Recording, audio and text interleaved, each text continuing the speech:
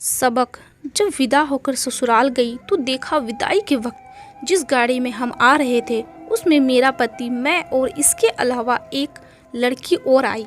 बड़े अधिकार से ड्राइवर के पास वाली सीट पर आकर बैठ गई। सारे दिन उसी के धुन में लगी हुई थी। जिसके मुंह से सुनो उसी का नाम सुनाई देता। सबसे मिलकर बात कर रही थी। सोचा कोई रिश्तेदार होगी। एक दो दिन में पता चला वो कोई रिश्तेदार नहीं, पड़ोस के घर में रहने वाली आंटी जी की बेटी है। उसकी दोस्ती मेरी ननद और सास के साथ थी। रात को 12-1 बजे तक माँ बेटी यहीं बैठे गप्पे लगाती रहती। यहाँ अकेले रहती है माँ बेटी।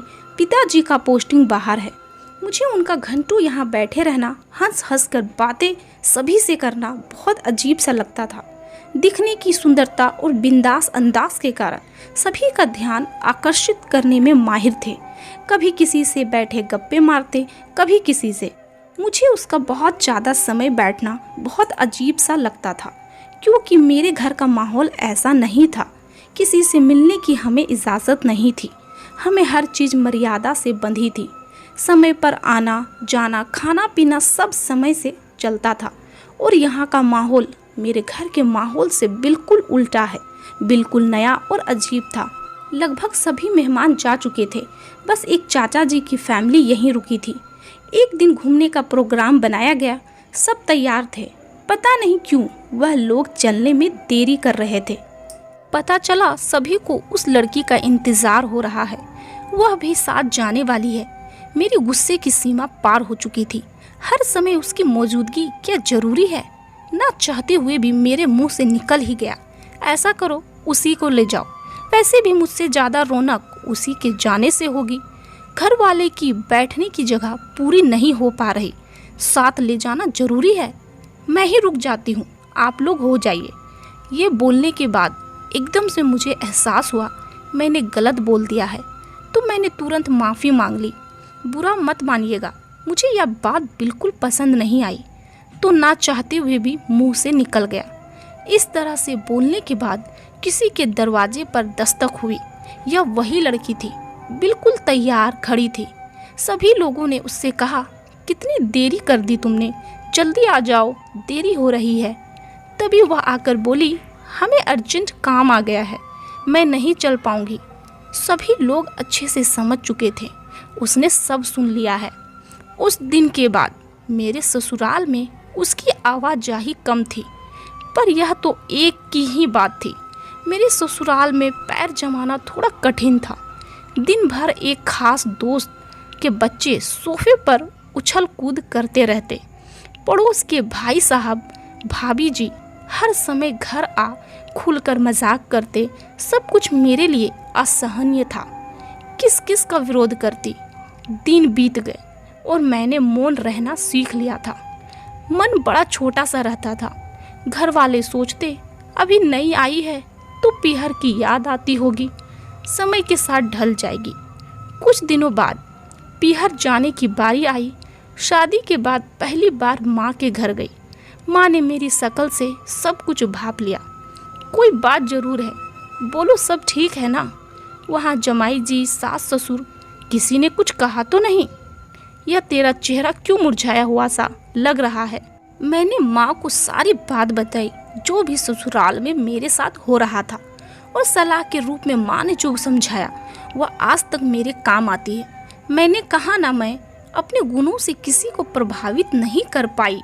बाहर वालों का हस्तक्षेप मेरे घर में कुछ ज़्यादा ही रहता है। माँ मेरी बातों को सुनकर हंसी और बोली, हर घर का अपना अलग अलग माहौल होता है बेटा। सबके परवरिश का तरीका अलग है, जीने के अलग ढंग है।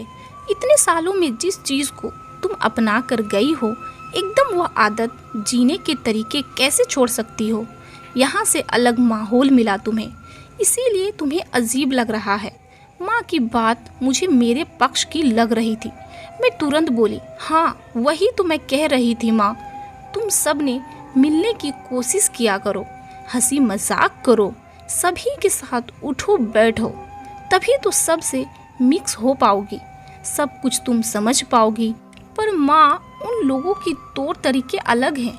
माँ ने कहा, बिल्कुल ठीक बेटा, जैसा तुम अपने लिए सोचकर सहमत हो रही हो तो सोचो, तुम्हारे जाते ही वह लोग अपने जीने का ढंग तुरंत कैसे बदल सकते हैं। गरम चावल को अगर बीच में से खाओगी तो हाँ, तुम्हारे हाथ तो जलेंगे ही, और उसे ठंडा कर साइड से थोड़ा थोड़ा खाओगी तो जिससे उसका भरपूर आनंद उठा सको। बात में दम था, माँ ने बिल्कुल सही कहा था। सचमुच हर चीज़ को पाने के लिए मैं जल्दी कर रही थी। मैं समझ रही थी कि मुझे तसल्ली से हवा का रुख बदलना है। मुझे वैसा ही चाहिए जैसे मैं अपने पीहर में करती थी। ससुराल में मुझे एडजस्ट करने की वह पहली सीख, मेरा पहला सबक आज तक मुझे हालातों से लड़ना सिखाता है। माँ की सीख पर अमल कर देखा तो परिस्थितियाँ अपने आप बदलती नजर आई, और जल्द ही समय बीतने के साथ और घर घर में रहने वाले हर एक लोग मुझसे बेइंतहा प्यार करने लगे। धीरे धीरे घर में मुझे रहने वाले लोग और भी ज़्यादा, पहले से ज़्यादा समझने लगे। अब मेरे लिए सब कुछ आसानी से होता चला गया।